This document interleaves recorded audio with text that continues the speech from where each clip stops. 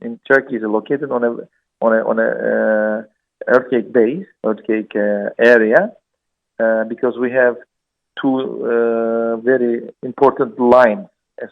I don't know how we call it in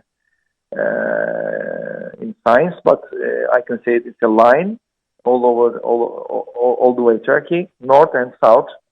There are two main lines, earthquake lines, covers all the country. So it happens plenty times in a year, but this is so huge.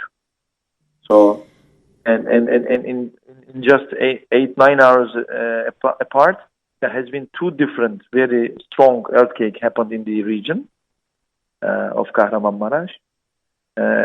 One was 7.7, the other one 7.6, and it was really devastating. Let's say this is the first time that Turkey had this huge type of earthquake happened. The last time was 1939 in the region, or a city called Erzincan. 1939. It was believed that it was 8.0 or 7.9 magnitude.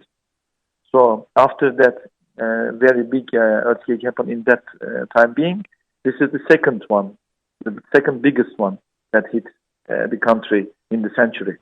So, and also the area is so huge. The affected area is so huge. More than 10 cities, maybe in a range of 500 kilometers all the way, affected so badly. So it's a huge area affected. So it's not easy to recover, to get the helps and send it to the area. It's not easy. People are still trying to rescue thousands of people from the debris of collapsed buildings, in the area. And did you speak, maybe, someone who was in the affected area? I've spoken with the people affected but rescued from the earthquake. They are really, really in very bad position. They're, psychologically they are really devastated, and they still searching for the others to rescue. And the situation is really awful in the area, not only for the collapsed or the other damaged building, but also the people's psychology is awful right now. Is the country calling for any help from other countries? Yes, the Turkish government has already asked for the international help because this is the highest level of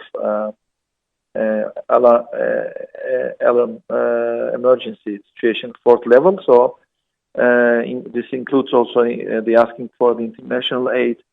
And so far I know lots of the countries, neighbor countries, the other countries, far from countries that like Mexico, like Japan, like US, they are sending some forces, some teams, to rescue teams to Turkey. And also I heard that the European Union has started some rescue program. People are trying to reach the region, but it's not easy because due to this huge earthquake, also the roads are affected. So it's not easy to reach the region. Roads and also some airports is badly affected. Now in the region there is just 2 airports are open. The others are damaged.